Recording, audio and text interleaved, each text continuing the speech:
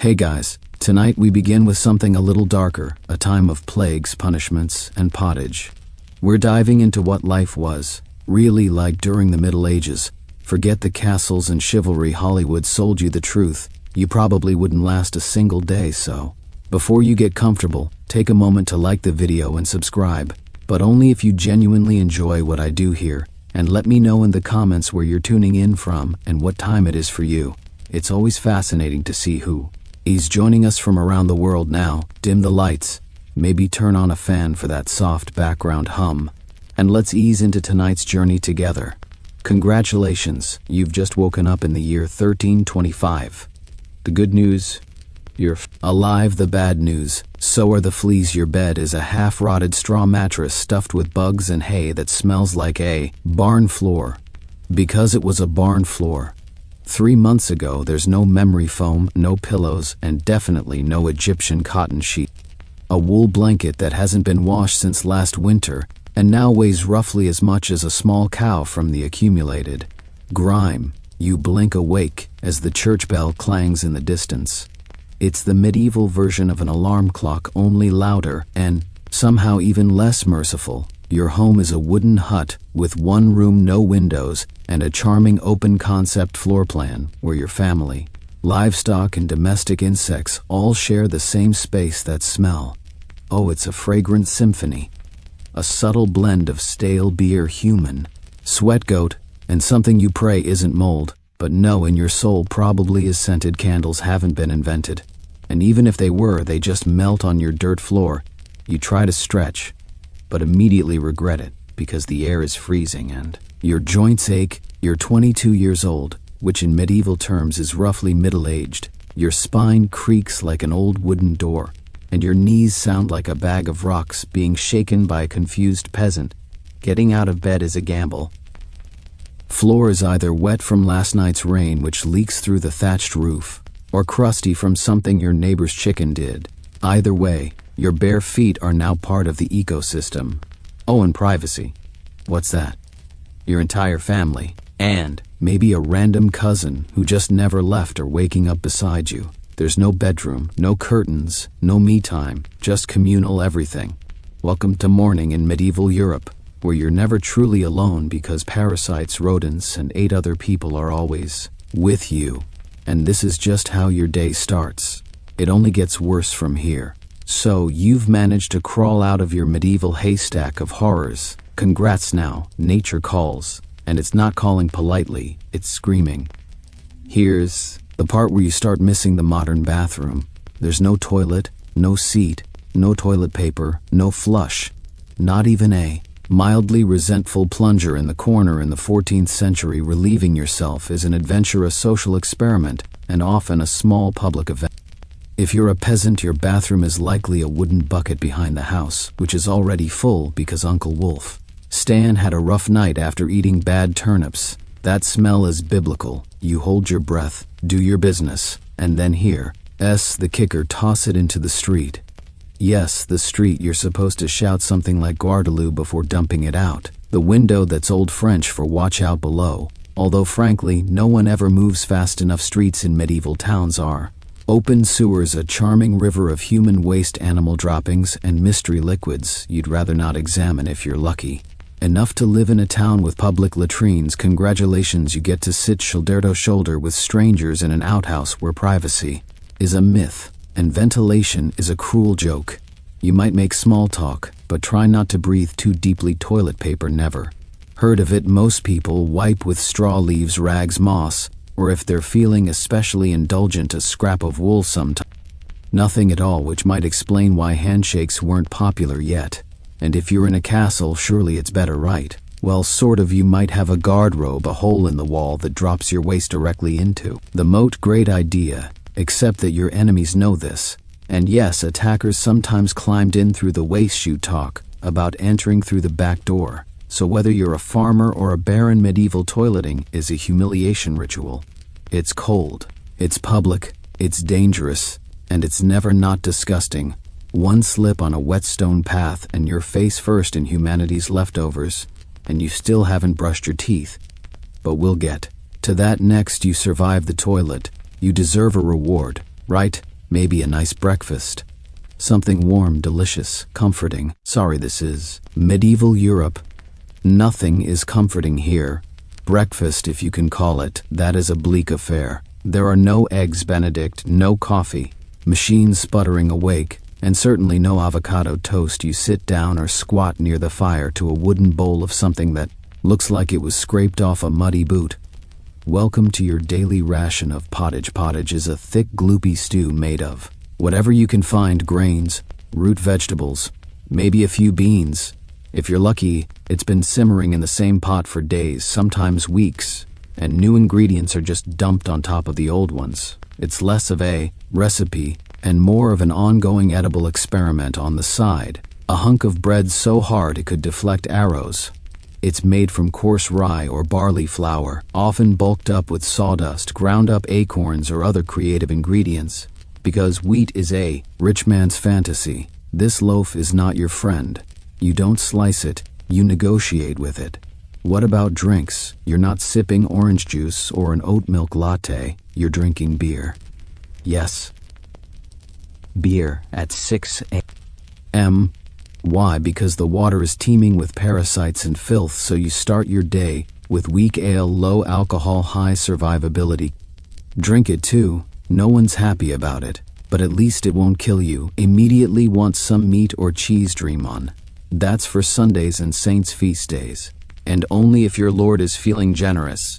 Most peasants don't eat meat more than a few times a year. As for fresh fruit, only when it's in season and not already fermented into wine. And don't even think about spices unless you're royalty. A pinch of pepper costs more than your monthly wages. Salt is valuable enough to be locked away, so you chew your gritty bread, gulp your medieval beer, and try not to think about the rat that may have nibbled your porridge in the night.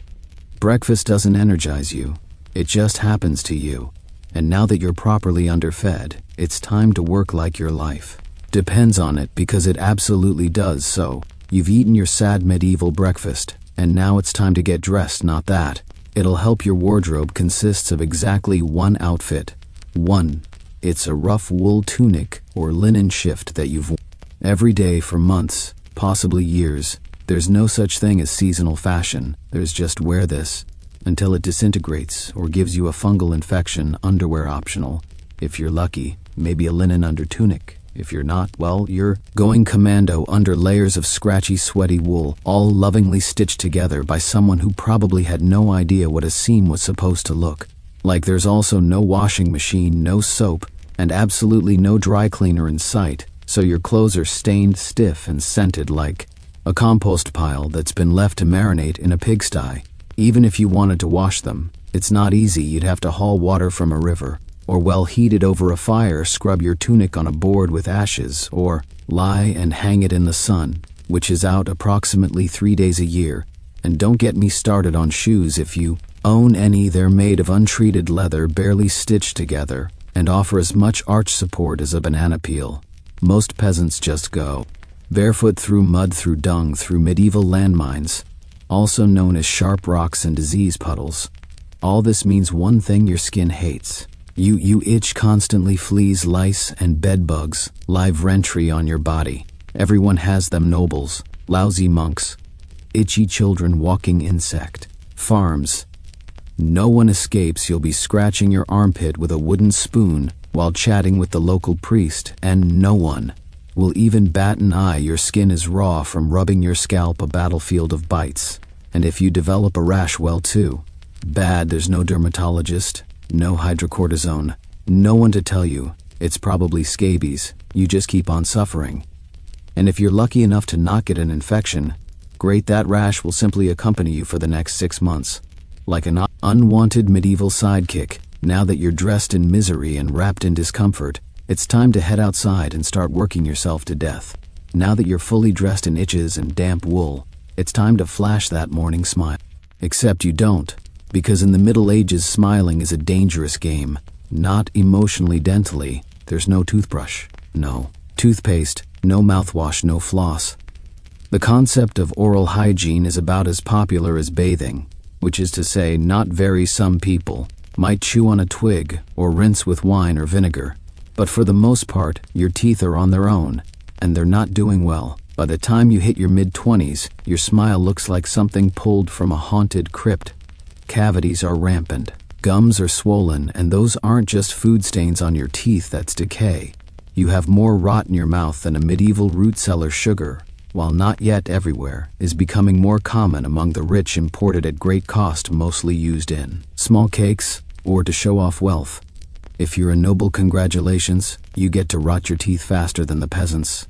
If you're poor, you'll do it slowly over time, with fermented bread, gritty porridge, and years of hard chewing. Toothaches get used to them. They're like medieval weather, always there in the background, the kind of pain that makes you consider praying, drinking, or pulling the tooth out yourself with a pair of pliers. And that's not a joke, that was the actual treatment. Dentists didn't really exist, but barber surgeons did, yes. The same guy who cuts your hair is also pulling your molars out by candlelight, with an iron hook and zero anesthesia. Infected tooth. Hope you like fevers, because without antibiotics it can easily turn into sepsis and kill you from a toothache. That's right, the same thing that sends us to a pharmacy today could be your funeral in the 1300s. And there's no relief on the social front either. Kissing, good luck. Halitosis, bad breath is everywhere. If you're single, you are not judged by your smile, you're judged by your land and your livestock. In short, your mouth is a battlefield, and it's losing the war now that your teeth are throbbing. Let's head outside, because your real job, the one that will break your back, is just getting started. Time to head to work, except there's no office, no desk, no coffee break, and no chance of promotion. Your job, if you're like 90% of the population, is simple. Don't die while laboring for someone else's comfort. You're a peasant, congratulations. That means you work the land that belongs to a lord who probably doesn't remember your name. You rise with the sun and stop only when it disappears behind the trees. Your tools, a wooden hoe, a rusty sickle, and whatever bones are still intact in your body.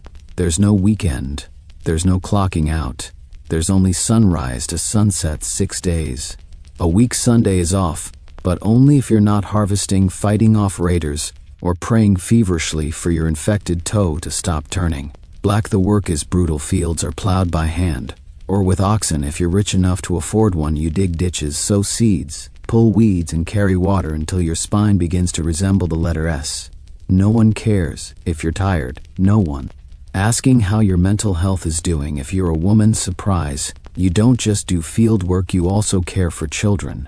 Clean, cook, spin wool, feed animals, and pretend your husband's lice infestation isn't slowly migrating to your side of the bed. Children, they start helping out around age 5. No school, no toys, just a tiny wooden rake, and a dream of one day not dying of the flu. And if you're one of the few who isn't a farmer, maybe you're a blacksmith, a tanner, or a cooper, great, you still work with fire, chemicals, or animal guts all day in poorly ventilated sheds. The pay, basically survival. The perks, occasional bleeding, break a bone, too bad, get a fever, drink some warm beer, and keep going. You can't afford to stop, not even for a day, because if you don't work, you don't eat. And if you don't eat, well, medieval Europe has a solution for that. It's called being replaced. So you grip your shovel, ignore the blisters, and keep digging, because in the Middle Ages your job isn't a career. It's a slow motion endurance test. Now that your back is on fire from laboring in the fields, let's talk about the weather, because in the Middle Ages, temperature is less about seasons and more about ongoing punishment from the sky. Let's start with winter. There's no insulation, no central heating, and no weatherproofing. Just wooden walls with gaps. You could throw a chicken through your windows covered with cloth, not glass. The fire in the hearth, nice in theory, but you don't have enough firewood to keep it going, because wood is expensive, and gathering it from the forest is sometimes illegal. Yes, you can be executed for picking up the wrong stick from the wrong forest. You bundle up in your one damp wool tunic, huddle near the dying embers, and still wake up with your nose frozen, your feet permanently cold, often damp, your fingers so stiff they feel like tiny medieval popsicles. Frostbite, ISN. Diagnosed. It's just called bad luck now. Fast forward to summer. Sounds better. Right, wrong. In summer your home turns into a clay oven. There's no fan, no cross breeze, and absolutely no deodorant.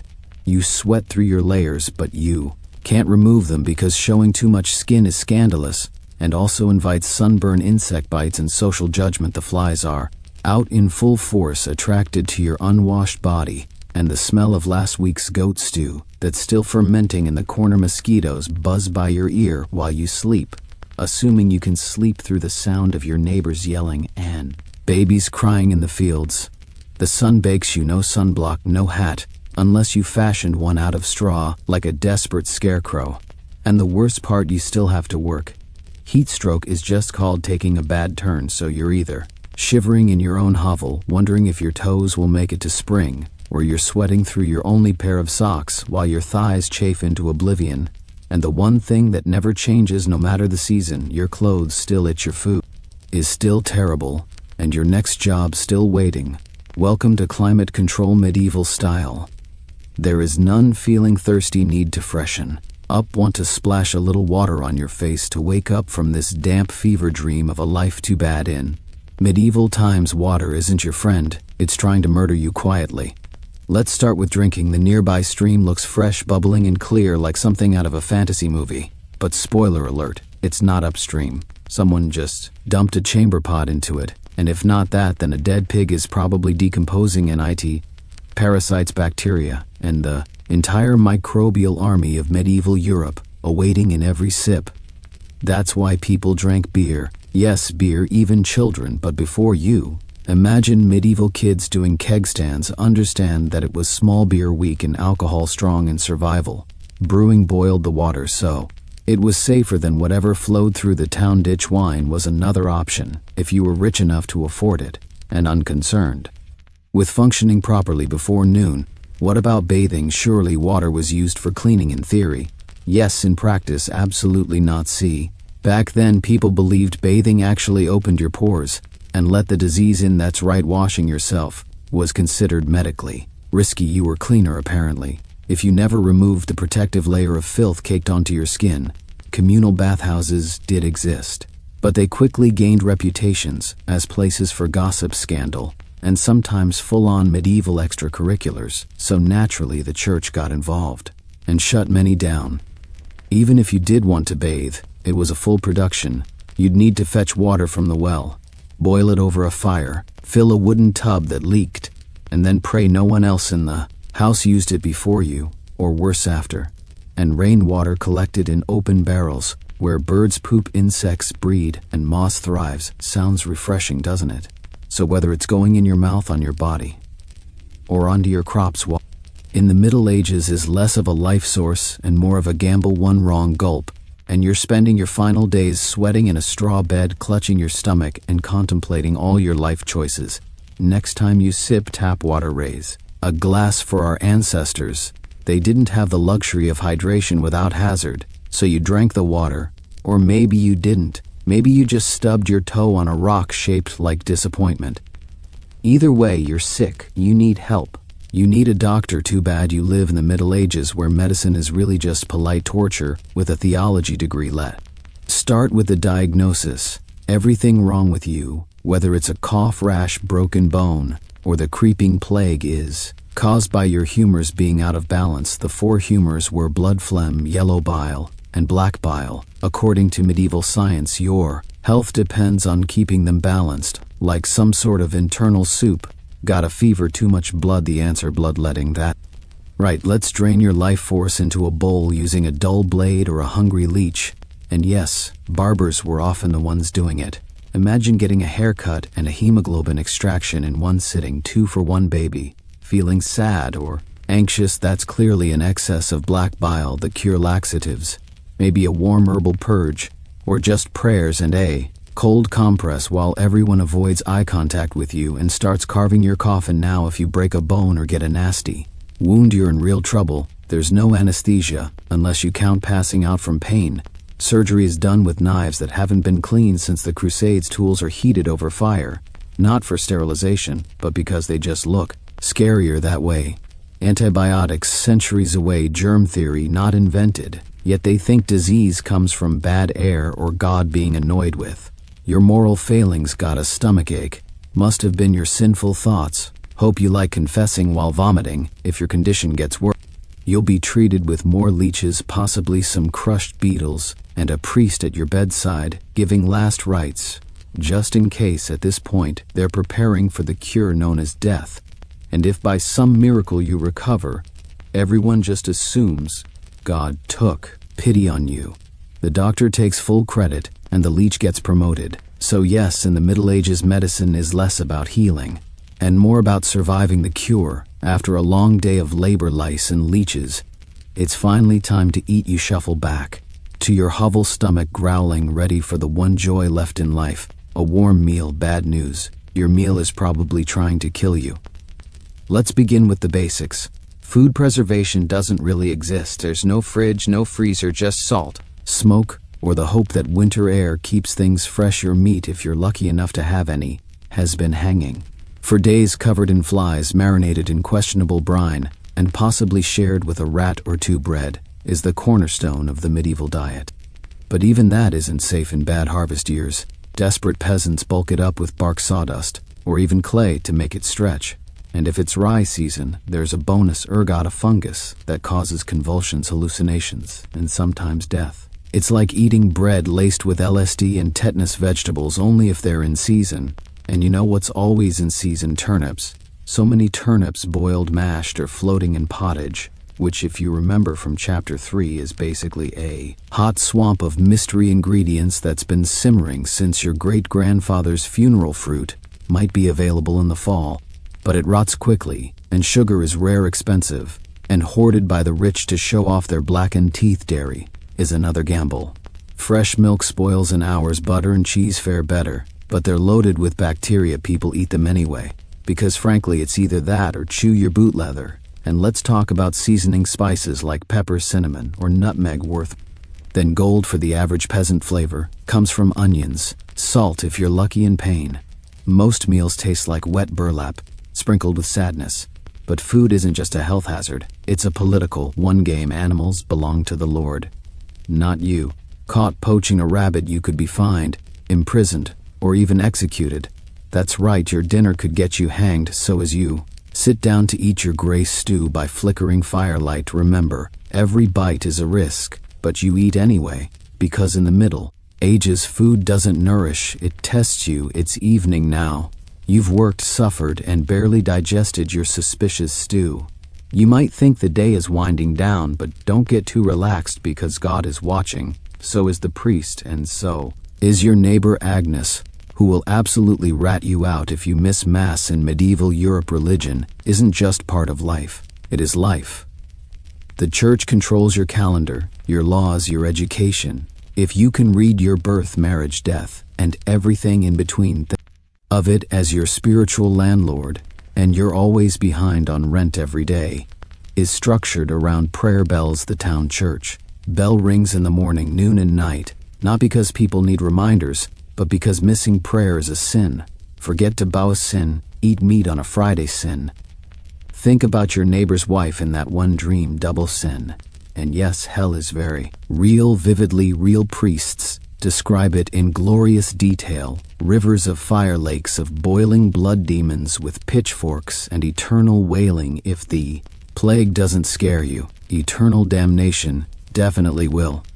You can't read the Bible yourself because it's written in Latin, a language reserved for monks, clergy, and that one noble kid who's too good for dirt. You rely on the church to interpret everything for you. That means if the priest says your crop failure is because you didn't pray hard enough, well, time to kneel harder. Tithes, 1/10 of everything you own, are mandatory. If you grow wheat, you give wheat. If you raise chicken, you give eggs. If you have nothing, congratulations, you're spiritually bankrupt and financially doomed. Holidays, they're holy days, dozens of them. And while they offer breaks from labor, they're not for fun. Therefore, attending Mass, fasting, confessing sins, and reminding yourself that joy is a dangerous indulgence. Questioning the church is dangerous.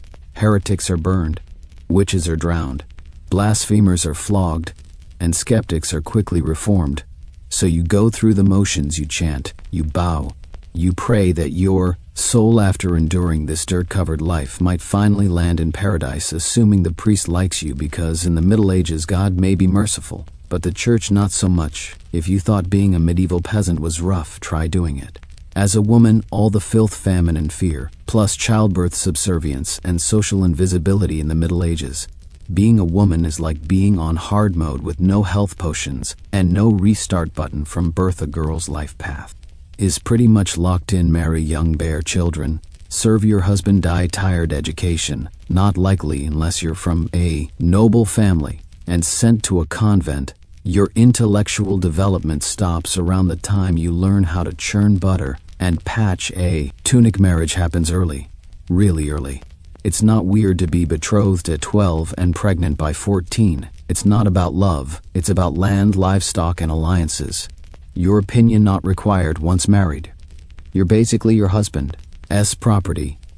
Your job is to produce heirs, feed everyone, keep the house running, and not complain, because complaining might get you branded a nag or worse. A witch. That label comes with a complimentary drowning or burning, depending on local fashion. Childbirth is a death lottery. There's no prenatal care, no sterile tools, no anesthesia. Midwives do their best, but even minor complications can mean death for the mother, the child, or both. Some women survive 10 pregnancies. Many don't survive one, but don't worry, one. The baby is out, your work increases now, you have a screaming infant in a lice-ridden hut, and you're expected to nurse, cook, clean, and still help in the fields. You don't get a break. You are the break for everyone else. If you're unmarried, you're suspicious. If you're widowed, vulnerable. If you're outspoken, dangerous. Women who didn't conform were often accused of witchcraft, especially if they had herbal knowledge, a strong personality, or just looked at someone funny. On a rainy Tuesday, even in the church, your role is limited. Nuns lived under strict rules. No speaking without permission, no freedom of movement, and your spiritual worth always ranked below men. In short, if you're a woman in the Middle Ages, you're expected to endure, obey, reproduce, and suffer in silence, ideally while smiling, because even in a time of universal suffering, women were somehow expected to suffer gracefully. So far, you've battled filth, starvation, social injustice, and possibly a goat, but just when you think your day can't get any worse, here comes violence, loud, bloody, and often completely acceptable by medieval standards. Let's be clear, the Middle Ages were not peaceful. The idea of law and order mostly meant hope the local lord isn't in a bad mood. Violence is everywhere, in the home, in the streets, on the battlefield, in church disputes, and sometimes in line at the communal bread oven. Crime is common, punishment is brutal, and justice is more performance art than protection. Steal a loaf of bread, you could lose a hand. Accused of lying, your tongue might get pierced. Gossip too much, meet the scold's bridle. A metal mask strapped to your head, with a bar in your mouth for correction, of course. Let's say you're accused of something serious: heresy, theft, witchcraft. How do you prove your innocence? By being tortured, obviously. Welcome to trial by ordeal. One version: you stick your hand in boiling water to retrieve a stone. If it heals without infection in 3 days, you're innocent. If not, you're guilty. Another option: you're tossed into a river. If you sink, you're innocent and probably dead. If you float, you're guilty and will be punished anyway. It's like a medieval game show where the prize is survival and the host is actively rooting against you. And if you're sentenced to death, that's a public event. Executions are performed in front of cheering crowds, hangings, beheadings, burnings. Sometimes people bring snacks. It's the medieval equivalent of cable TV domestic violence, completely. Normal husbands were allowed, even expected, to discipline their wives and children. Street fights commonplace. You could be beaten just for looking the wrong way at a noble's horse. And war, always simmering. Local feuds, territorial disputes, religious crusades. Someone's always marching off to stab someone else in the name of honor, God, or boredom. Violence isn't a breakdown of society in the Middle Ages. It is society. Everyone lives with the constant knowledge that life is fragile.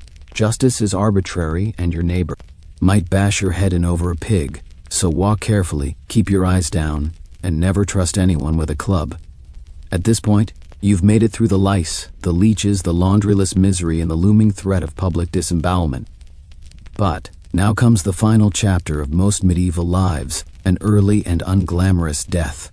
If you're alive and still breathing past the age of 40, you're practically a celebrity. You might even be referred to as the old one, which is less of a nickname, and more of a statistical miracle.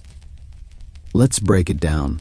The average life expectancy hovers around 30-40 years, but that number is dragged down heavily by infant mortality. Nearly half of all children died before reaching age 5. Disease, malnutrition, or one bad winter was all it took. No vaccines, no antibiotics, no hope. If you survived childhood, you entered adulthood.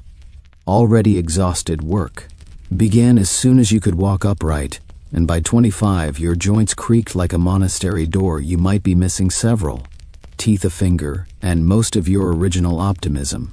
Women faced a particularly deadly gauntlet: childbirth. It was one of the leading causes of death for medieval women. No pain relief, no medical intervention, just prayer, hot water, and someone holding your hand while you bled out on a straw-stuffed cot. For men, the dangers were different, but equally relentless: farming accidents, infections from minor wounds, a neighbor's drunken rage, a crusade gone sideways. Even walking to the market could be risky. If you crossed paths with a bored bandit or an angry tax collector, death could also come quietly from the plague, which turned cities into cemeteries overnight, or from famine, which could last entire seasons, thinning out entire villages, or from bad luck, like eating spoiled grain and spending your final hours hallucinating and screaming at the walls and funerals. You were lucky if you got one. Bodies were often buried quickly to avoid disease. No embalming, no polished coffins, just a hole, a few murmured prayers, and a shallow mound of earth, if there was enough space left in the churchyard.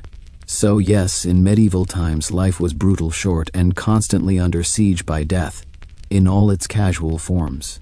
You didn't retire. You just stopped showing up. And speaking of exits, let's move on to your final chapter. The medieval dream dies. So how's your day been? You've woken up in filth, relieved yourself into a bucket, brushed your teeth with wishful thinking, nearly passed out from hunger, worked until your spine cried for mercy, scratched your way through itchy wool, prayed to not get plague, and barely dodged a public execution for owning a squirrel. Welcome to a single day in medieval Europe, still dreaming of becoming a knight. Think again, that romanticized version of the Middle Ages: gallant swordsmen, noble ladies in towers, heroic battles and feasts in candle-lit great halls. It's a myth polished by fairy tales and fantasy books. In truth, the medieval world was gritty, cruel, and deeply unfair. Hierarchy was everything. If you were born poor, you stayed poor. If you were born rich, congratulations, you had a better chance of surviving. But you were still one bad soup away from dysentery and a hasty burial. Even the nobles weren't immune to misery. Castles were drafty stone refrigerators filled with fleas smoke, and politically motivated marriages. Sure, you had a fur cloak and a goblet of wine, but also a 50% chance of dying in a skirmish, or from an infected splinter. Not exactly luxury. The simpler times weren't simple. They were relentless. Everything took longer. Everything hurt more. Everything from childbirth to chewing came with consequences. Life was survival, not leisure. And if you did find a quiet moment to think, to dream, to imagine something better, there wasn't much you could do with it. No upward mobility, no modern medicine, no internet to Google what's this weird rash. You lived, suffered, worked, and died within a 10-mile radius of where you were born. But here's the wildest part. Through all of this, people still laughed, sang songs, told stories, fell in love, and found meaning, not because life was easy, but because humans are stubborn like that. Even in the darkest chapters, they made space for light. So tonight, when you slip into your clean bed, with indoor plumbing, antibiotics, and central heating, maybe say a quiet thank you to the modern world and to your ancestors who fought rats, famine, and feudalism, so you wouldn't have to long before she was Catherine, the great empress of all Russia, mistress of reform and icon of ambition. She was simply Sophie, born Sophie Friederike August von Anhalt-Zerbst in 1729. She was the daughter of a relatively obscure German princely family. Her tiny duchy in Pomerania offered little in terms of power, but Sophie herself, she had something no title could provide: razor-sharp intelligence, relentless charm, and a quiet burning hunger for greatness. Her upbringing was strict. Her mother Johanna was cold and calculating, not a warm, nurturing figure, but a social climber obsessed with status. Sophie's father, a Prussian officer, was more distant than disciplinary. From a young age, Sophie learned to walk the fine line between obedience and cunning. She read voraciously, spoke multiple languages, and learned how to observe a room before speaking in IT skills that would soon become survival tools in one of Europe's most brutal courts. When the Russian Empress Elizabeth Petrovna began searching for a wife for her heir Grand Duke Peter, she looked beyond Russia's borders. Peter himself was of German descent, and Empress Elizabeth believed a foreign bride, pliable and grateful, would be easier to control. Sophie fit the bill: perfectly noble blood, Lutheran faith, which she'd be forced to abandon, and a reputation for both grace and humility. At just 14 years old, Sophie was summoned to Russia. She arrived in the freezing capital of St. Petersburg in 1744, wearing thin German fabrics and a diplomatic smile. Her mother pushed her forward like a chess piece. Sophie, however, had her own game in mind. To become acceptable in Russian society, she converted to Orthodoxy, taking the name Ekaterina Alexeyevna Catherine. The ceremony was public, symbolic, and life-altering. She wasn't just changing religions, she was burning the bridge behind her, stepping into a foreign empire with no way back. No one watching that quiet teenage girl in a fur-trimmed coat could have predicted what would come next. Betrayal, revolution, enlightenment, and empire. But from the moment Sophie stepped foot in the Russian court, she stopped being a pawn and began planning how to become a queen. Catherine's marriage to Grand Duke Peter was meant to secure her place in Russian royalty, but from the very beginning it felt more like a cage than a crown. Peter, heir to the Russian throne, was not the dashing prince of fairy tales, awkward, immature, and obsessed with toy soldiers. He was far more interested in playing war games in his chambers than governing an empire or showing affection to his new wife. Some accounts even suggest he refused to consummate the marriage. For years he idolized Frederick the Great of Prussia and resented the Russian court that had adopted him. In contrast, Catherine embraced Russia with a fierce determination. She learned the language, studied its history, and memorized Orthodox rituals. She wanted to belong. Peter wanted to escape. This mismatch wasn't just emotional, it was political. The Russian court was a viper's nest of gossip, paranoia, and brutal power games. Empress Elizabeth still ruled with absolute authority, but her health was in decline. Everyone knew a transition was coming, and everyone had an agenda. Catherine was watched constantly.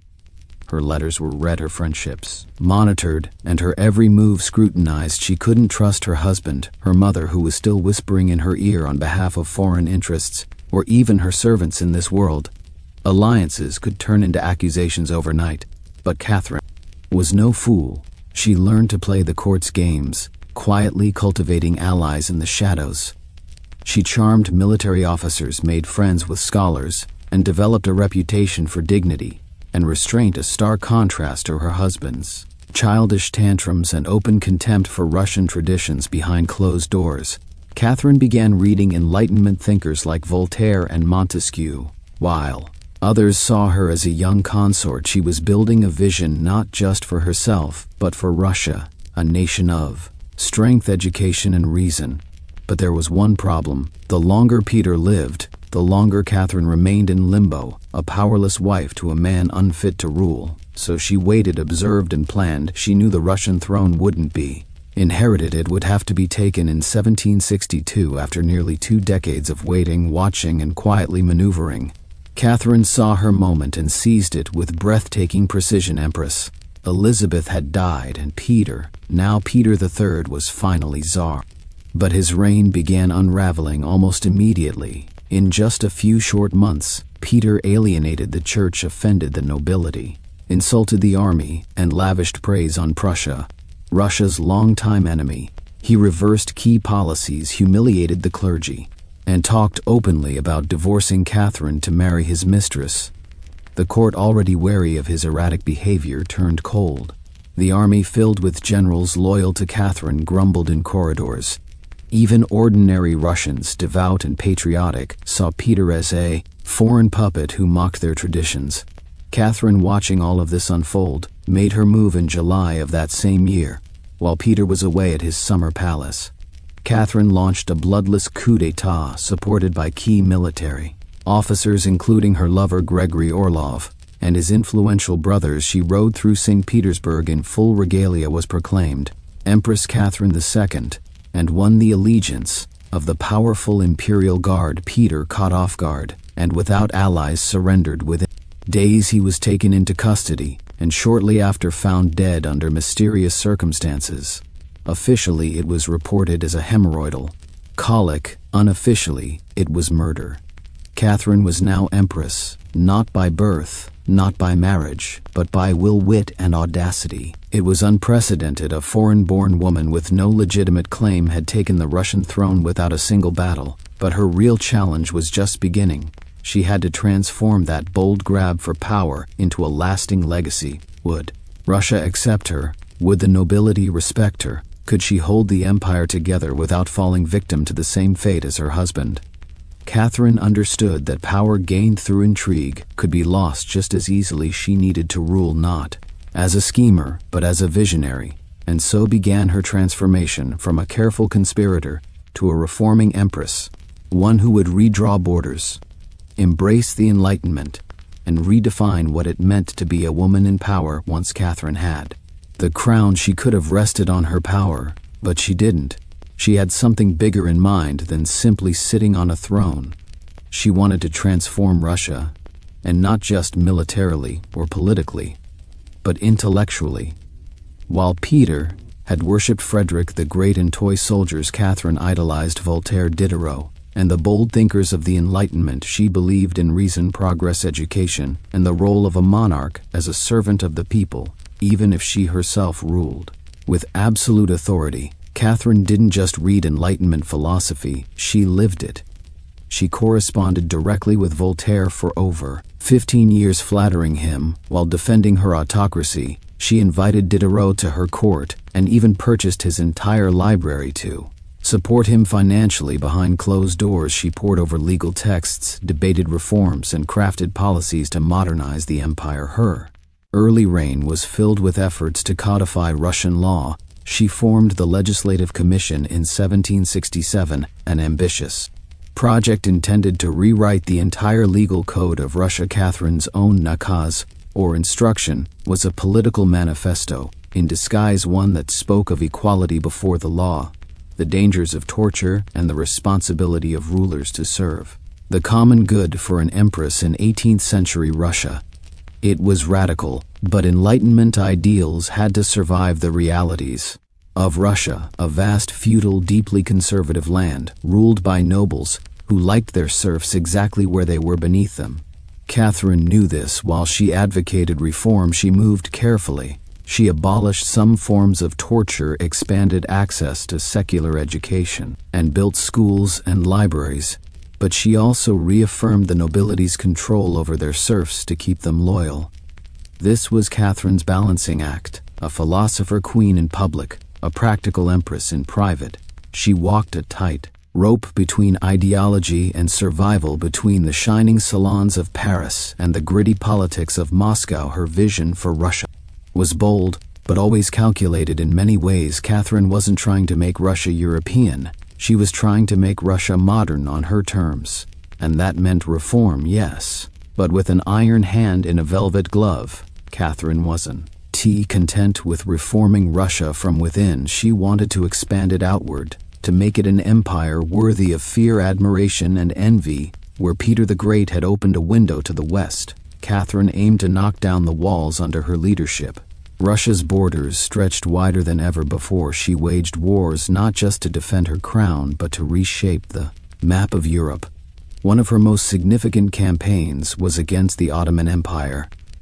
These wars, fought in waves throughout the 1760s and 1770s, weren't just about territory, they were about influence.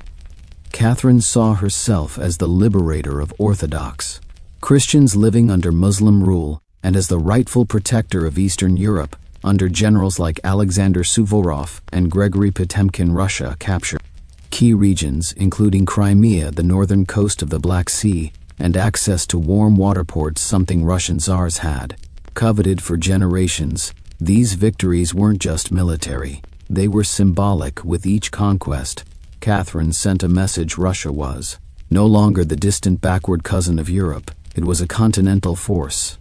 She also turned her gaze westward. In a series of deals and diplomatic maneuvers, Catherine participated in the partitions of Poland, carving up the struggling Polish-Lithuanian Commonwealth, along with Austria and Prussia. By the end of the Third Partition in 1795, Poland was erased from the map, and Russia claimed vast new lands and millions of new subjects. But Catherine didn't just conquer with armies. She also colonized with ideas. New cities were built, trade routes were expanded, German settlers were invited to cultivate Russian farmland.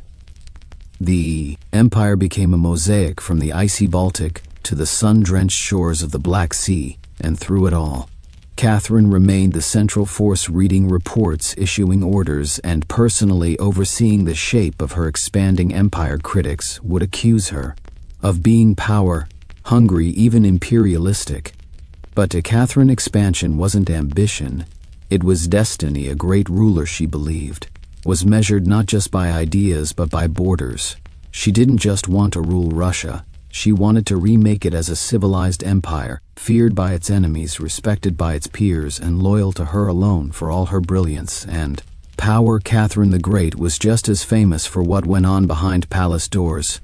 And no, not all of it was whispered in libraries. Catherine's private life became one of the most talked about aspects of her reign. She had lovers, not just one or two, but a carefully curated parade of them, many decades younger, often handsome, and sometimes politically influential. She didn't hide them. In fact, she often rewarded them with titles, estates, and pensions, if they behaved well.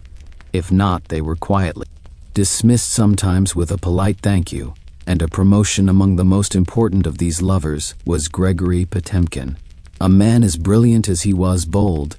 Their relationship blurred the lines between romance, politics, and partnership. Some historians believe they may have even married in secret together. They shaped military campaigns, colonization projects, and the transformation of southern Russia. Potemkin wasn't just a lover, he was her co-ruler. In many ways, still Europe couldn't look past the scandal. Gossip swirled, satirical pamphlets painted her as lustful, insatiable, even unhinged. And after her death, the rumors only got worse, the most infamous being the completely false and grotesque tale involving a horse spread by her enemies to smear her legacy. But why the obsession? Simple. Catherine was a woman who wielded power unapologetically, and in a world where female rulers were expected to be either saintly virgins or tragic figures, she refused to play the role. She lived, loved, and ruled on her own terms, and that made her dangerous. Ironically, while her critics painted her as immoral, Catherine herself was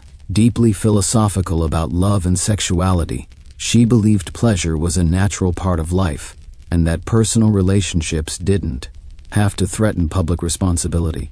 She separated emotion from governance, a feat few male rulers managed. In reality, her liaisons were often strategic. She surrounded herself with men who were loyal, capable, and politically useful, and when they ceased to be, she let them go, usually with a smile and a generous retirement. Catherine's love life didn't weaken her rule, it was part of her strategy, a blend of passion and power that made her unforgettable, envied and feared for all her charisma and control. Catherine's reign was not without peril, and in 1773 that peril came in the form of a bearded Cossack named Yemelyan Pugachev. He was no ordinary rebel. Pugachev claimed to be none other than Peter III, Catherine's dead husband. According to him, he had survived the coup and now returned to reclaim the throne from the German usurper. It was absurd. Peter was long gone, but to Russia's oppressed and exhausted lower classes, the claim didn't need to be true, it just needed to offer hope. Pugachev promised liberation, an end to serfdom, lower taxes, and land for the common people. His words lit a fire across the Volga River region, especially among Cossacks, peasants, and old believers. In a time when the gap between nobles and serfs had widened brutally, his promises sounded like salvation. The Pugachev rebellion became the largest peasant uprising in Russian history. Towns were taken, fortresses fell, nobles were slaughtered. For a terrifying moment, it seemed as if the empire itself might Fracture. Catherine was shaken. This wasn't a foreign war. She could win with cavalry and treaties. This was a revolt from within her own people rising against the system she ruled. But Catherine didn't panic, she acted. She dispatched professional military forces to crush the rebellion ruthlessly. Pugachev's forces were defeated in 1774. He was captured, displayed in an iron cage, and eventually beheaded in Moscow, a public warning to all who dared follow afterward. Catherine doubled down on order and control. Her dreams of liberating the serfs quietly faded into silence. The rebellion had shown her the limits of enlightenment. In a country still shackled by feudalism, she now leaned harder on the nobility who offered loyalty in exchange for absolute control over their serfs. This was a turning point. The empress, who once quoted Voltaire, now prioritized stability over philosophy. Reform became cautious surveillance. Increased rebellion, even whispered, was to be stomped out before it had breath. Pugachev may have lost his head, but he left behind a warning that haunted Catherine. That power built on inequality could only hold so long before the storm came crashing through. By the time Catherine the Great approached the final year of her life, she had ruled Russia for over 3 decades, longer than any female ruler in Russian history. From the moment she seized power, she had defied expectations, reshaped her empire, and redefined what a woman and a monarch could be. Under Catherine's reign, Russia became a true European powerhouse. Its territory expanded by over 200,000 square miles, swallowing Crimea, parts of Poland, and stretches of the Black Sea coast. These weren't just military wins, they were strategic pivots, securing warm water ports and reshaping trade. But her legacy wasn't only drawn on maps. Catherine left a cultural mark as well. She helped found the Hermitage Museum, amassed one of the greatest art collections in Europe, and corresponded with the greatest minds of the Enlightenment. Her court became a center of sophistication, art, and intellectual ambition in a country often viewed as backward by Western Europeans. Catherine put Russia firmly on the cultural map. She modernized education, founding schools for girls and promoted the printing of books. She introduced smallpox inoculation to Russia, even publicly receiving the vaccine herself, an act of scientific bravery in her time. Yet her reign was also one of contradictions. While she admired Enlightenment ideals, she never freed the serfs. In fact, she extended serfdom deeper into Russia's territories. Her reforms, while impressive, remained mostly top-down, designed to polish the empire, without truly transforming its foundations. Still, Catherine's rule brought stability and ambition. She understood that power was not inherited, it was crafted, managed, and constantly defended. She ruled not by divine right, but by force of will, political brilliance, and relentless calculation. She was called many things: a usurper, a tyrant, a reformer, a seductress. But above all, she was effective. When she died in 1796, Russia was wealthier, larger, and more formidable than it had been in centuries. She left behind a throne secure, an empire expanded, and a legend that would endure for centuries. Catherine didn't just reign, she ruled with intellect, strategy, and an unapologetic grip on history. And in doing so, she became more than an empress. She became a myth for all her power, expansion, and enduring legacy. Catherine the Great was still at her core, a woman navigating a man's world and reshaping it. In her image behind the imperial portraits and state decrees was someone deeply aware of how precarious her position was. She was not born Russian. She came to the throne through a coup. She ruled an empire that didn't want a woman in charge, and yet she not only endured, she thrived. Catherine was never content to be ornamental. She read constantly, wrote endlessly, and never stopped learning. Her daily schedule was intense hours of reading reports, corresponding with foreign powers, editing state papers, and managing a court filled with rival factions. She wasn't content to simply sit on the throne. She worked the throne like a stateswoman born to it. She was also in many ways lonely. She surrounded herself with courtiers, lovers, and artists, yet wrote in her memoirs of how few people she could truly trust. Her son Paul, whom she distrusted and kept away from state matters, grew into a man she feared would undo all her progress. Her greatest emotional partnership with Gregory Potemkin faded into deep friendship, but his death in 1791 left a wound that never truly healed. Catherine crafted her image carefully. She understood the power of narrative and wielded it better than most monarchs of her age. She posed as Mother of Russia, enlightened monarch, warrior, empress, and lover of the arts.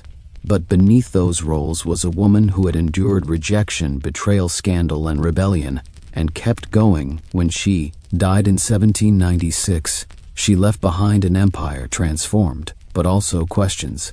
Could she have done more to end serfdom? Were her Enlightenment ideals compromised by politics? Was she more reformer or ruler? History remembers her by the title she never gave herself, the Great.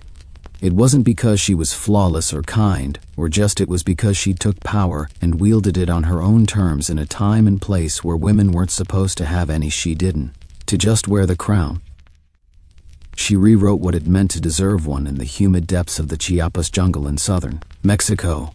The ruins of Palenque whisper stories from the ancient Maya world. Towering temples rise above the canopy, their limestone faces eroded by time but still brimming with secrets. And in 1994, one of those secrets revealed itself. A team of Mexican archaeologists led by Fanny Lopez Jimenez was surveying Temple 3, a relatively modest pyramid next to the more famous Temple of the Inscriptions, the burial site of the mighty King Pakal the Great. Temple III wasn't expected to hold much until they noticed something odd. A sealed, hidden chamber beneath the structure.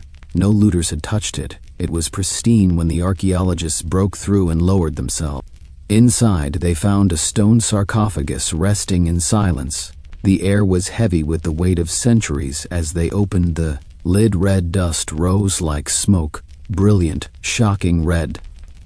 The interior was covered in powdered cinnabar, a toxic mercury sulfide used ceremonially by the Maya, and lying within that crimson cloud was the skeleton of a woman. She had been buried with care and reverence. Her bones were fragile but intact, her skull still wearing a jade mask, and her body surrounded by funerary offerings, necklaces, diadems, ear spools, all crafted from jade and shell.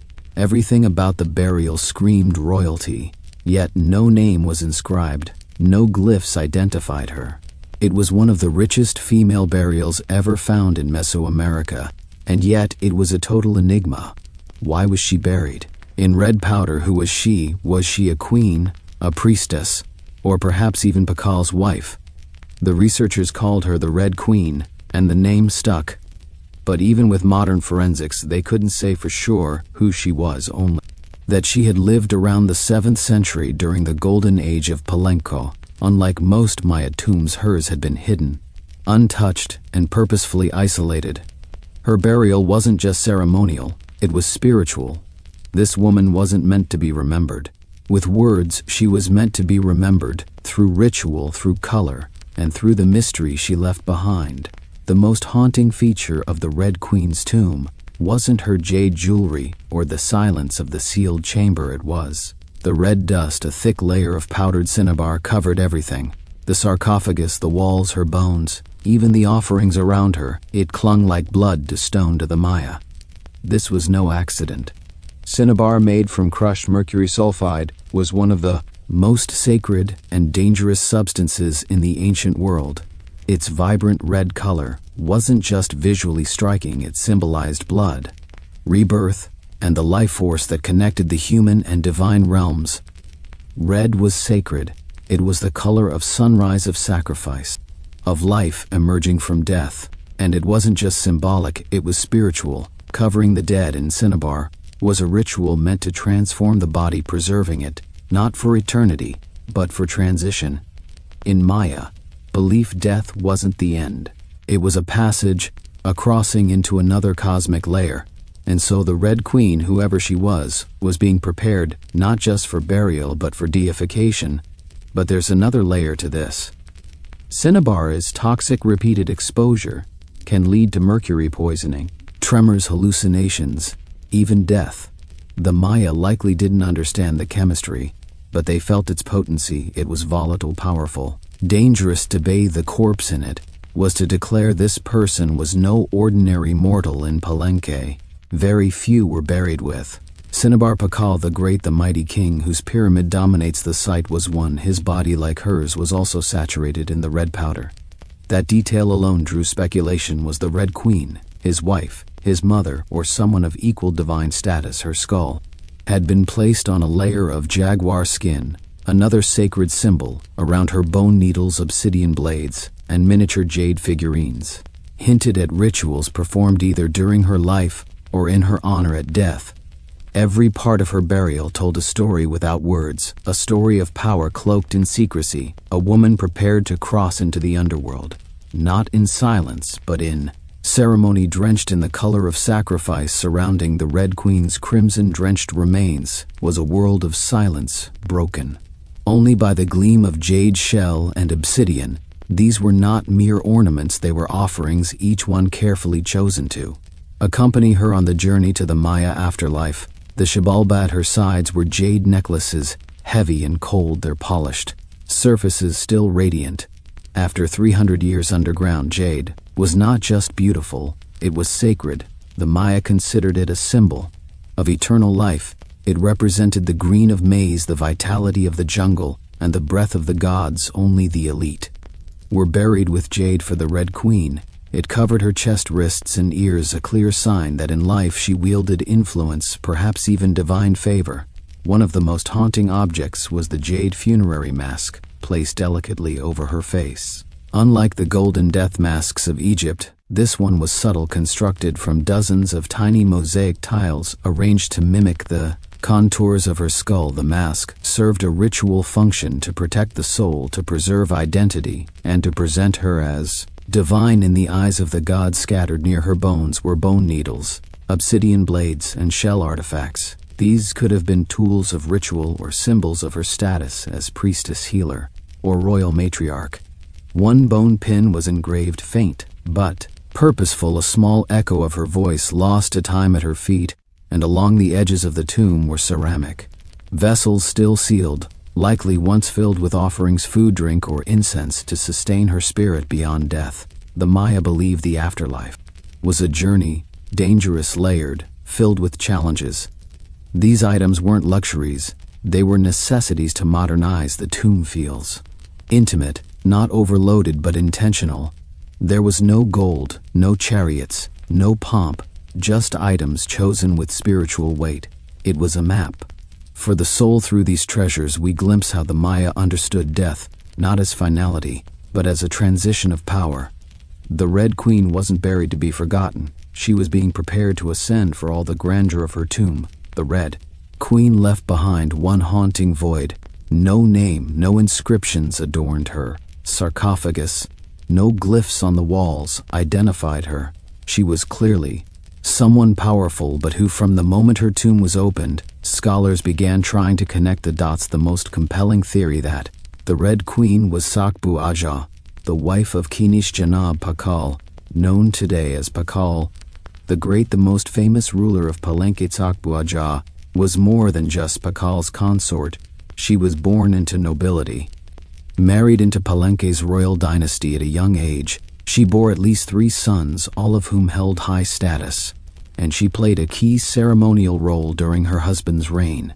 If anyone could be buried with such honor, it was her. Supporting this theory was the tomb's location, just a few feet away from Pakal's own grand burial in Temple of the Inscriptions. The proximity suggests a deliberate pairing, husband and wife rulers even in death.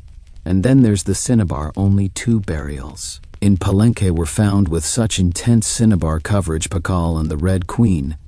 It's unlikely this was coincidence, but here's where the mystery deepens. DNA tests were conducted on both sets of remains in hopes of confirming the connection, but the results inconclusive. The woman's bones showed no direct maternal link to Pakal, but that didn't rule out a spousal relationship.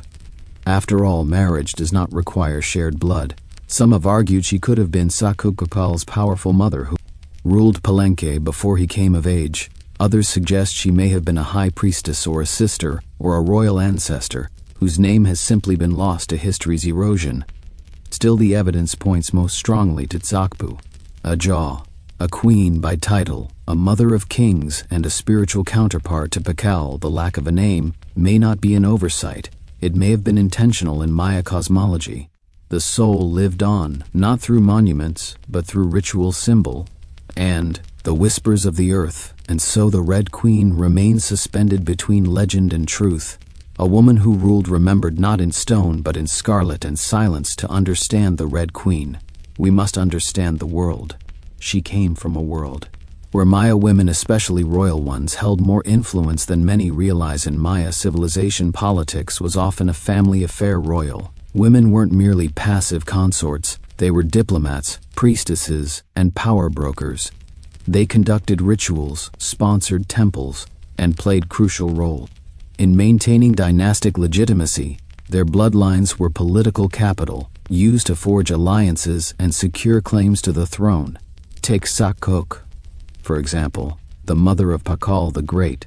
When the throne of Palenque was left vacant, she took power herself and ruled as queen regent until her son came of age.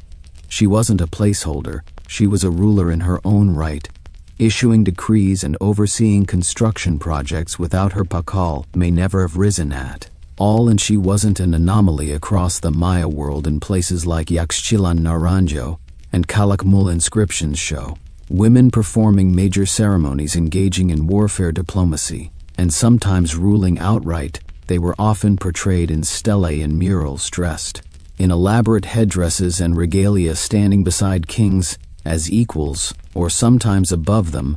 Their words were carved in glyphs, their names were remembered until they weren't. By the time Spanish conquistadors arrived centuries later, much of that memory had eroded. The colonial lens saw native women as silent figures in a male-dominated world, but the archaeology tells a different story. One of complex gender roles where power was negotiated, not simply inherited. This context casts the Red Queen in a new light. She may not have ruled in name, but her burial, rich, sacred, and positioned beside Pakal, suggests she was a central pillar in the royal order. Her jade mask wasn't just decoration, it was a symbol of identity, of power, held in life and protected in death. Her bloodline may have been the very glue that held Palenque's dynasty together in Maya civilization. A queen wasn't just a queen, she was a keeper of sacred lineage, a voice in ceremony, and often the bridge between gods and men. The Red Queen may be nameless, but in her world, she was never voiceless.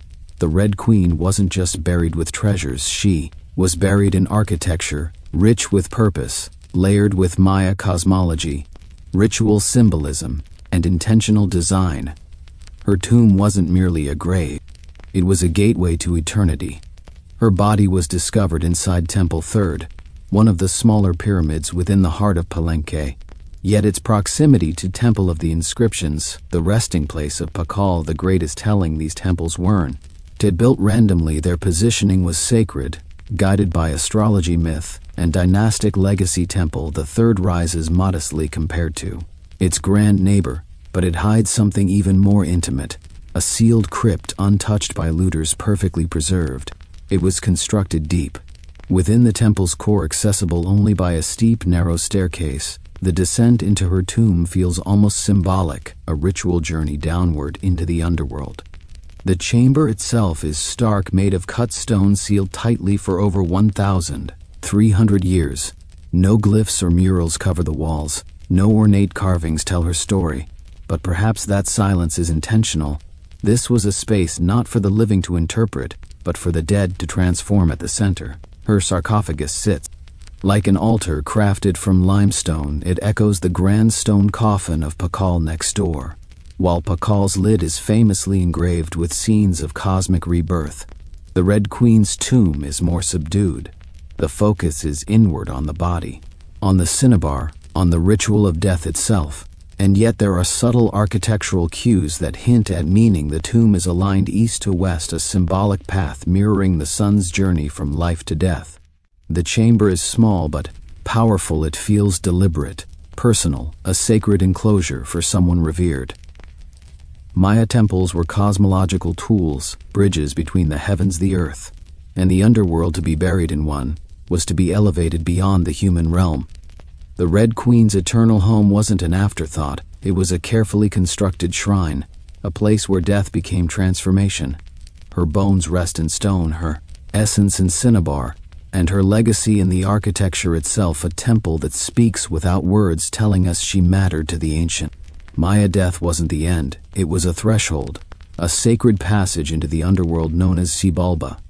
And for someone like the Red Queen, this crossing was not only spiritual, it was political, cosmological, and deeply ritualized. Burial rituals were carefully choreographed events rooted in myth and meant to guide the soul through the treacherous layers of the underworld. Maya texts and iconography tell us that Xibalba was no peaceful afterlife. It was a maze of darkness, rivers of blood trials, and gods of death. Only those properly buried, ritually prepared, and spiritually equipped could make the journey successfully. The Red Queen was buried wrapped in cinnabar, encased in stone, and surrounded by offerings, all signs of an elite burial. But there was more. The presence of bone needles and obsidian blades in her tomb hint at auto-sacrifice rituals, possibly symbolic tools, representing rites she had performed in life, or that were reenacted at her burial to empower her spirit. Her funerary mask, carefully assembled from jade tiles, was not simply decorative. It may have served as a spiritual vessel, preserving her face and identity as she journeyed into the afterlife. In Maya belief, the face was a mirror of the soul, and the soul needed to be recognized by the gods. The ceramic vessels surrounding her may have once held chocolate, maize water, or even pulque to nourish her in the next world.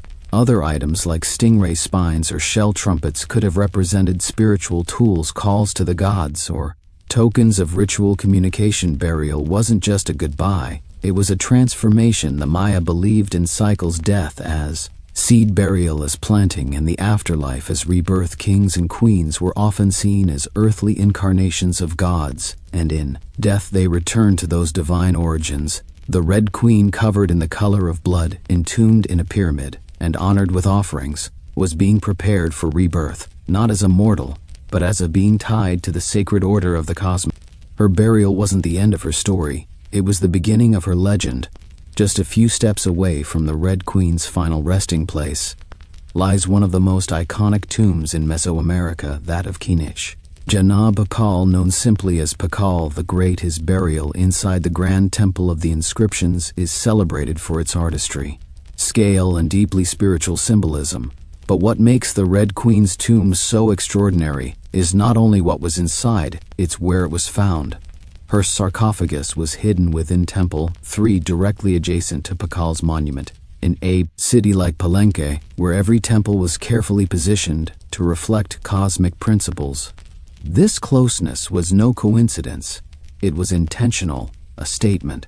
Etched in stone, many scholars believe the Red Queen was Tsakbu Aja, Pakal's queen and trusted consort. While her tomb lacks inscriptions, the similarities between their burials are striking. Both wrapped in cinnabar, both entombed in pyramids, both buried with jade, and both treated with extreme reverence.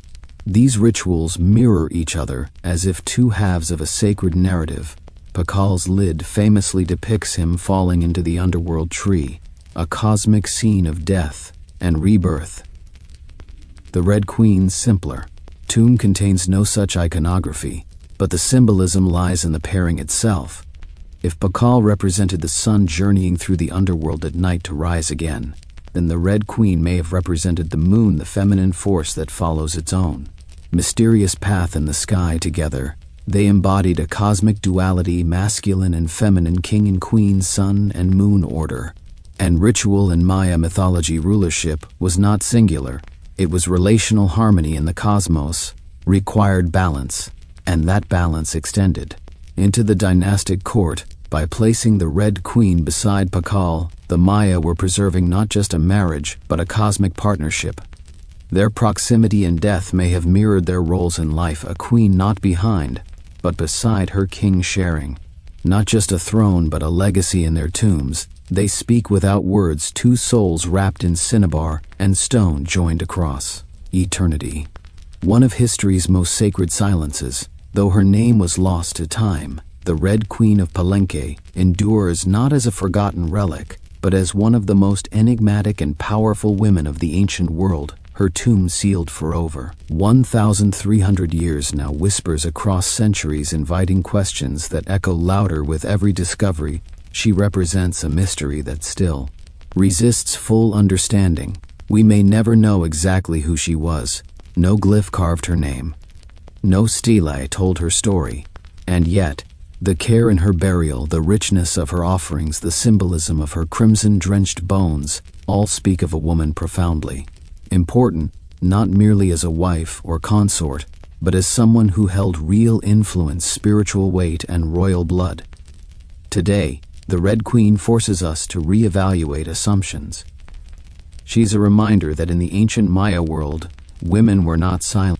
They led rituals, governed cities, and shaped dynasties, while kings like Pakal have long taken the spotlight. The Red Queen's reemergence reminds us that power did not belong to men alone. It flowed through mothers, queens, priestesses, and visionaries. Her legacy is more than the treasures she left behind. It's the conversation she started among archaeologists, historians, artists, and storytellers. Every jade bead, every layer of cinnabar, every architectural choice in Temple III tells us something deliberate. This woman mattered, and perhaps that is the most extraordinary part of her story. Not what we know, but what we still don't. The Red Queen teaches us that history isn't just a collection of facts. It's a living puzzle, a shared human longing to connect with the past. In that sense, her legacy is still unfolding. She lies wrapped in red, the color of life and sacrifice, of blood and rebirth. Her face, once hidden behind a jade mask, now stares back at us through science, art, and wonder. She remains nameless, but not voiceless, mysterious, but not forgotten. The Red Queen may have ruled a kingdom in life, but in death she rules something greater: our imagination. Her tomb was sealed in stone. Her story was written in silence, and still somehow she speaks. Frida Kahlo was born on July 6, 1907, in the vibrant district of Coyoacán, then a village on the outskirts of Mexico City. Her childhood home, the Casa Azul, the blue house, was filled with color, contradiction, and quiet strength. It would later become a sanctuary, a battleground, and a museum to one of the most iconic artists of the 20th century. Frida was the third of four daughters born to Guillermo Kahlo, a German-Hungarian photographer, and Matilde Calderón, a devout Catholic of indigenous and Spanish descent. Her parents were opposites: Guillermo reserved and intellectual, Matilde religious and emotionally distant. Frida would inherit her father's introspection and artistic eye, but also her mother's fierce resilience as a child. Frida was imaginative, outspoken, and bold. She read voraciously and asked questions most adults didn't want to answer. But at the age of 6, she contracted polio, which left her right leg thinner and weaker than the other, a physical difference. Tried to mask with long skirts, but never allowed to limit her spirit. The illness left her bedridden for months and isolated from other children. During this time, she grew close to her father, who encouraged her to exercise, ride bicycles, and stay mentally sharp. Unlike most girls of her time, Frida didn't aspire to become a wife or a homemaker. Her goal to become a doctor. She enrolled in the prestigious National Preparatory School in Mexico City. At age 15, one of only a handful of girls accepted there, she stood out not just for her intelligence, but for her rebellious wit, radical thinking, and unique sense of style. She joined a group of young intellectuals known as the Cachuchas, who debated philosophy, literature, and politics. Frida was drawn to revolution, to ideas that challenged tradition. But even in those early years, before the bus crash that would define her body, and before the fame that would define her legacy, Frida Kahlo was already painting herself into the world with sharp edges, unapologetic ideas, and an identity too big to fit inside anyone else's expectations. She wasn't just growing up in Coyoacán, she was preparing to remake herself entirely. On September 17, 1925, Frida Kahlo's life was split in two: the girl she had been and the woman she was forced to become. That afternoon, she boarded a wooden bus with her boyfriend, Alejandro Gomez Arias. After school, they were laughing, teasing each other, and probably arguing. Frida never did anything halfway, but moments later the bus collided with a streetcar, and in an instant her future unraveled into pain metal, and silence. The crash was horrific. The streetcar crushed the bus against a wall, splintering wood and flinging passengers. Frida was impaled by an iron handrail. It entered her left hip and exited through her pelvis. Her spinal column fractured in 3 places. Her right leg shattered. Her foot dislocated her collarbone, and ribs broke. Her shoulder was dislocated. Her abdomen was pierced. She was just 18 years old. A man covered her with a borrowed overcoat. Someone else noticed her body was sparkling, not from blood but from the gold powder she had been carrying in a pouch. It had exploded on impact, dusting her broken form in what looked like glittering ash. Frida was taken to the Red Cross hospital and underwent numerous surgeries. Over the following months, she spent weeks in a body cast flat on her back, immobile, writhing with infection and uncertainty. The future she'd imagined of becoming a doctor slipped further away with every passing day. But in that stillness, something began to stir. Her father gave her brushes. Her mother rigged a special easel to hang above her bed. A mirror was placed on the canopy so she could see herself, and there lying in plaster and agony, Frida began to paint, first out of boredom, then out of obsession. Her first subjects were her own reflection, because she was all she had. But what emerged wasn't vanity, it was survival. The crash had broken her physically, but it had also opened a door into her own mind, her own body, and eventually into the surreal language of pain and identity that would define her. Art, the girl who wanted to heal others, now began healing herself, one brushstroke at a time, as Frida Kahlo lay encased in plaster and steel, a body fighting itself with every breath. She began to paint. What started as a form of therapy soon became a language, and that language was deeply personal, brutally honest, and often hard to look at, which was precisely the point. Frida didn't paint pretty flowers or polite landscapes. She painted pain. Her pain, physical, emotional, and existential. Her first subjects were self-portraits, not because she was vain, but because, as she famously said, "I paint myself because I'm so often alone, and because I am the subject I know best." Her early works were small in scale, painted on tin or wood panels, inspired by Mexican retablos, devotional paintings meant to tell stories of suffering and miracles. Frida turned this tradition inward. Her body became the canvas, her emotions became the altar. She painted herself as split, as pierced, as bleeding. In one painting, she is impaled by nails like a modern-day martyr. In another, she floats in a barren landscape tethered to a broken column, a metaphor for her shattered spine. She painted herself weeping, fractured, decapitated, and bare, but never passive. Always watching. Her pain was not sanitized. She painted the ugliness of trauma with beauty, defiance, and even humor. Each piece was a reclamation of her body, her experience, and her identity as a woman, in a world that often tried to define her. But Frida wasn't just telling her story, she was inventing a new kind of visual narrative, one that blended Mexican folk art, surrealism, medical illustration, and symbolism. Her paintings became dreamlike autopsies of her soul, framed in color, culture, and myth. By the time she recovered enough to walk again, albeit painfully, Frida was no longer the girl who had wanted to be a doctor. She was an artist, and her art was unlike anything anyone had seen. She had taken the worst thing that had ever happened to her and turned it into a source of creation. Frida Kahlo didn't just paint her pain, she made the world look at it. And in doing so, she turned suffering into a sacred act of self-expression. In 1928, still recovering, still painting, and just 21 years old, Frida Kahlo met the man who would become the most profound and turbulent relationship of her life, Diego Rivera. He was 20 years her senior already, Mexico's most famous painter, massive in both stature and presence. Rivera was a giant of Mexican muralism, known for his sweeping, politically charged frescoes that told the story of the Mexican people.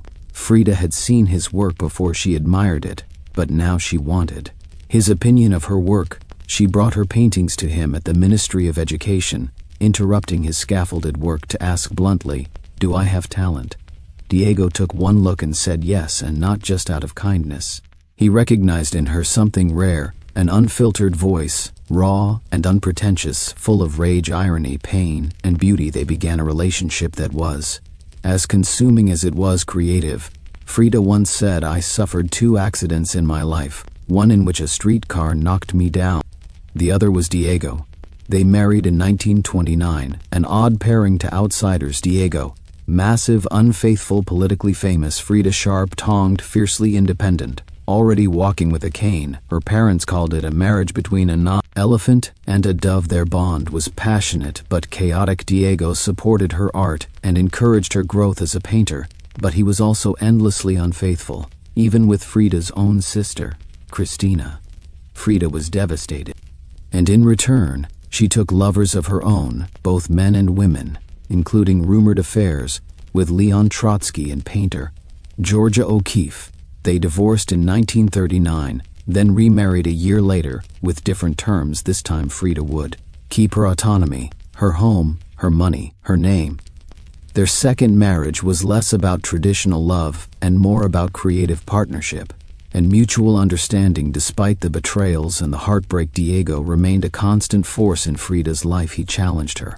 He wounded her, but he also believed in her as an artist, as a revolutionary, and as a woman who could redefine what painting could be together. They were not peaceful, but they were legendary. In the 1930s, Frida Kahlo followed Diego Rivera on a journey north to San Francisco, Detroit, and New York, as he completed high-profile mural commissions. These years abroad brought her face to face with American industrialism, wealth, and the contradictions of capitalism, and they left her with deep political discomfort. Frida was a proud Mexican nationalist, a committed communist, and an admirer of indigenous traditions. The opulence she witnessed in the United States, especially while the Great Depression ravaged much of the country, only deepened her sense of disillusionment. In letters home, she mocked the culture's materialism and obsession with appearances. She missed the grit, color, and contradiction of Mexico.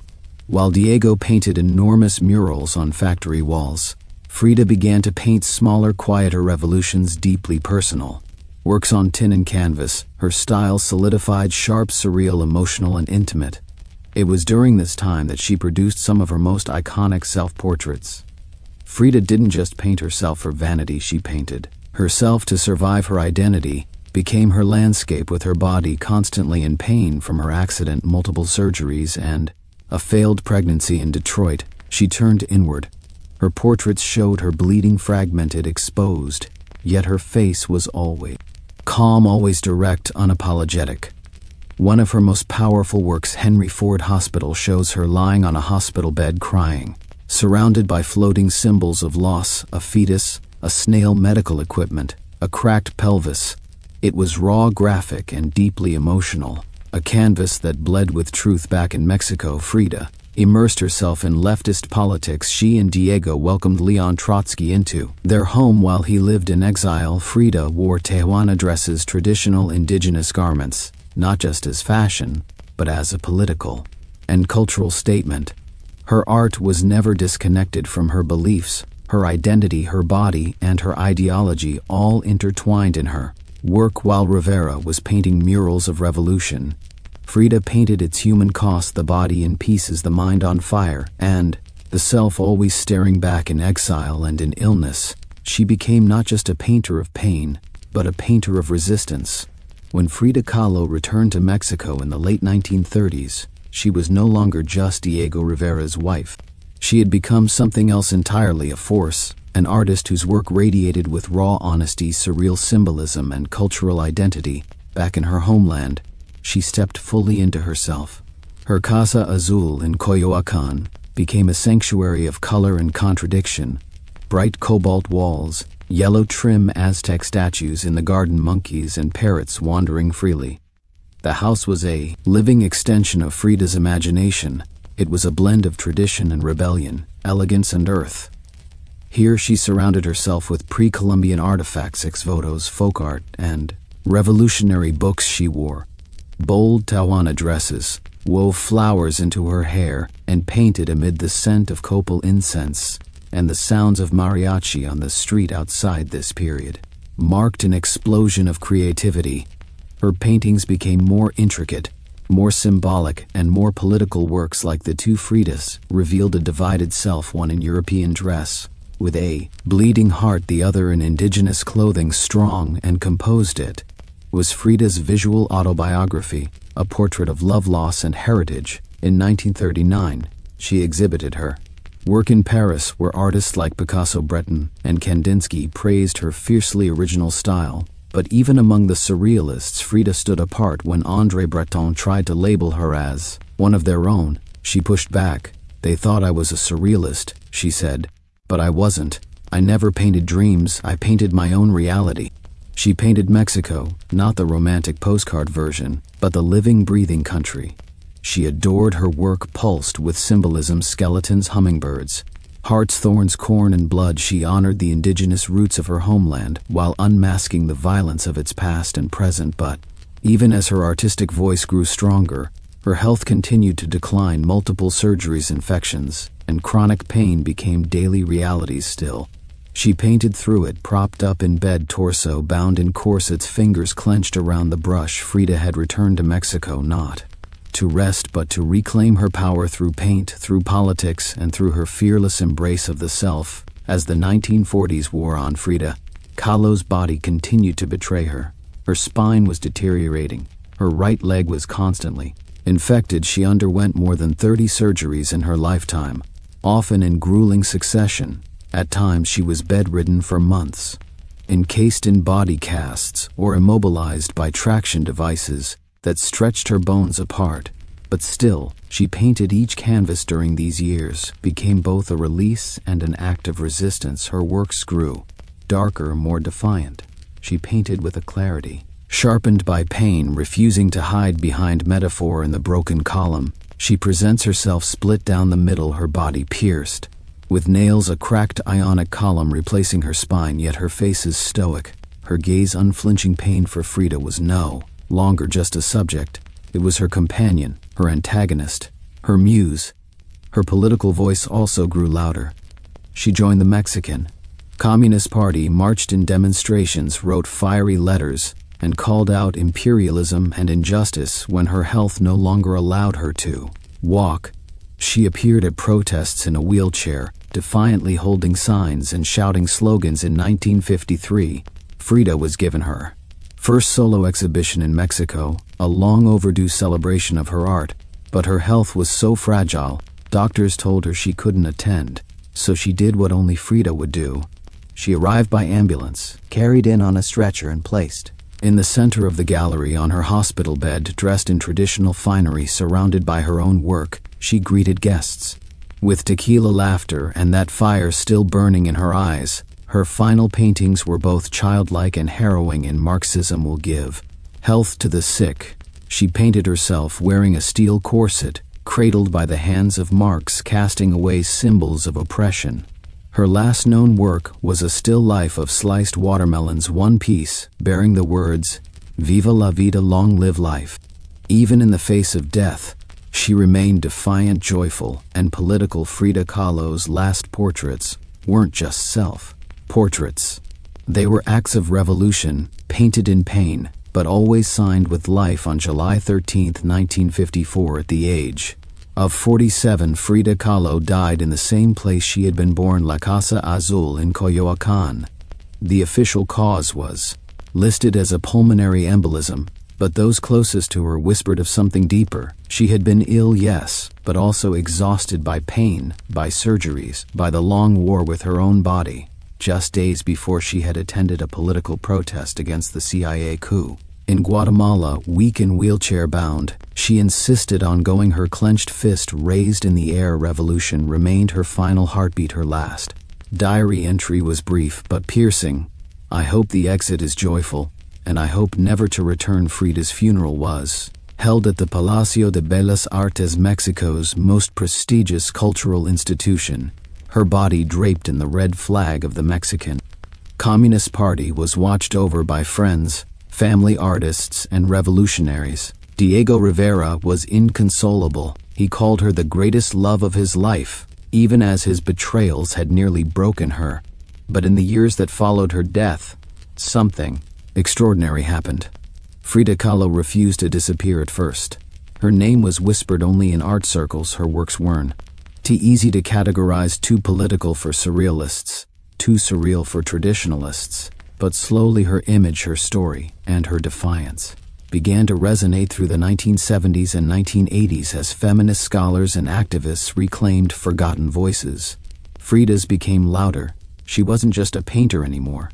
She was a symbol of pain turned into beauty, of feminism born through resistance, of Mexican identity, celebrated without apology, of queerness, disability, revolution, and authenticity. Her face, unibrow gaze, flowers in her hair became iconic. Her home became a museum. Her diary became a sacred text, and her paintings now hang in the world's greatest museums. Frida Kahlo had lived much of her life in Diego's shadow, but in death she stepped forward. She didn't just leave behind paintings, she left behind a mirror, and dared us all to look not with pity, not with fear, but with fire today. Frida Kahlo's face is everywhere, printed on t-shirts, painted on murals, turned into dolls, memes, posters, and icons. Her signature unibrow, her flower-crowned hair, her direct gaze, all instantly recognizable. But what makes her legacy powerful isn't just that people know her face, is that they recognize the truth behind it. Frida didn't try to be flawless. She didn't fit into boxes. She wasn't conventional, and she didn't care to be in a world that demands perfection. She gave us realness, raw, messy, vibrant, angry, joyful, contradictory realness. She celebrated what made her different: her disability, her queerness, her politics, her culture, and turned it into art that transcended borders. And decades, she's become more than an artist. She's a global symbol of defiance, feminism, cultural pride, and creative resistance for queer communities.